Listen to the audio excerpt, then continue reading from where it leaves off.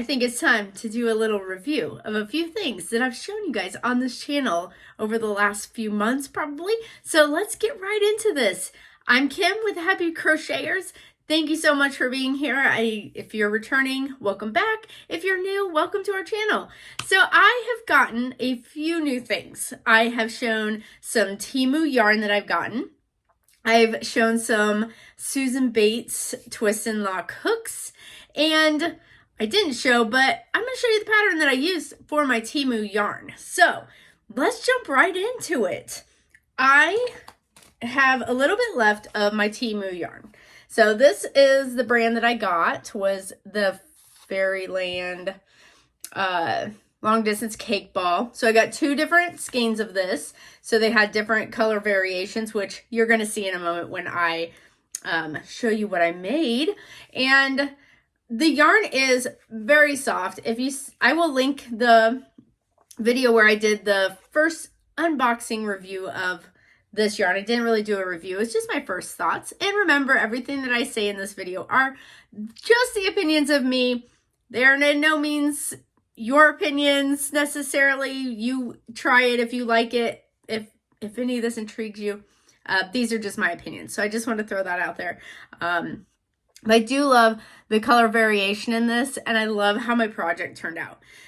This yarn does split quite a bit.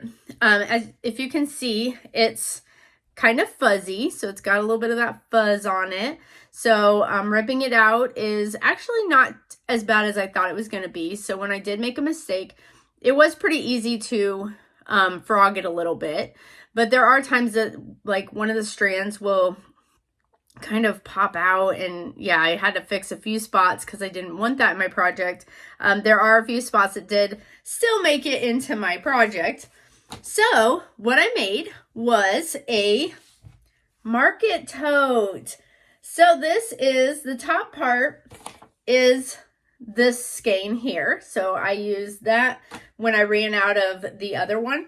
It actually did most of this project with one. So I only had from here on up and the straps with the other skein of yarn. So it actually did quite a bit of this project with just this color variation here. And I think it turned out amazing. I think it's beautiful.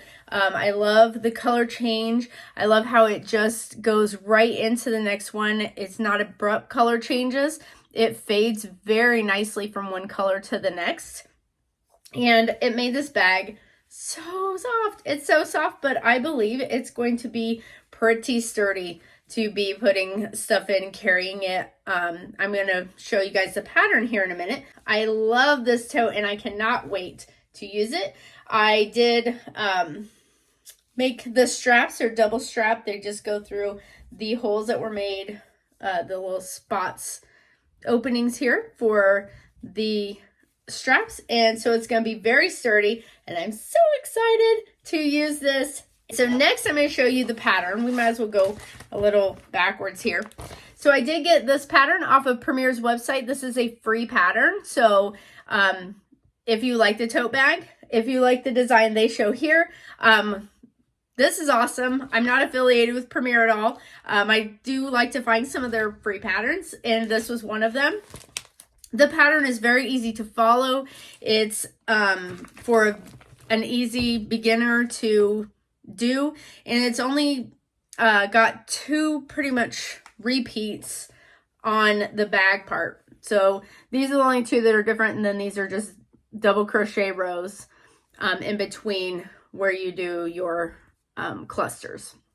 So very easy, very beginner friendly. I do recommend, if you love this tote bag, I will link it in the comments for you, so that if you think this is pretty and you want to try it and do some other color schemes, you are more than welcome to do that. It is a free pattern. And next, you guys, if you saw my video, I had gotten Susan Bates lock and twist hooks, and so I use this on my market tote.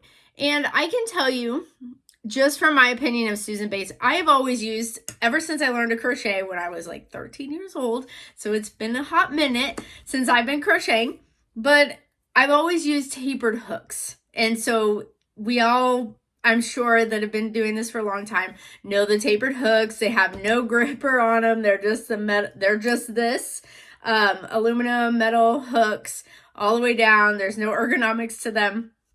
That's what I grew up using. So getting an inline hook where you have this point at the top and it's very straight. These are inline hooks. The first time I got one was not too long ago. I'd never used an inline hook, so it was definitely different getting used to it. I will say that it was a huge change from the tapered hooks to the inline hook, just from what I was used to. And it was a little bit different getting used to how it grabs the yarn and everything. So I have one other Susan Bates inline hook that I've been using on a few projects, like the temperature blanket, and I actually really like them. It took a little bit to get used to them, but I did start using some of the interlock. The cutter worked awesome, and I love that it snaps in here. I don't have it on here right now, but it does work very well. I like it slick. The hook actually worked really well while I was working with this yarn. I was using it on the Temu Fairyland yarn, and like I said, it was kind of splitty.